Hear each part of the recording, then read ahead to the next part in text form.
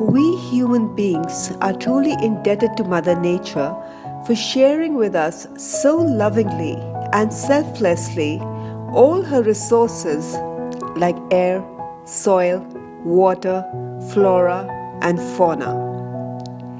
These natural resources have made life possible on Earth. They have woven together our ecosystem's delicate tapestry. Sadly, today there are gaping holes in this tapestry. Our new use and throw lifestyle has disrupted crucial ecological connections across our planet.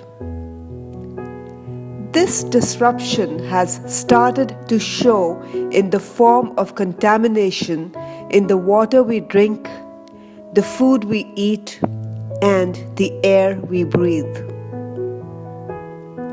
We are the first generation to feel the effect of climate change.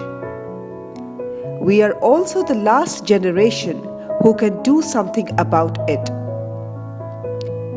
What we do in the next 20 years will determine the future of all life on Earth.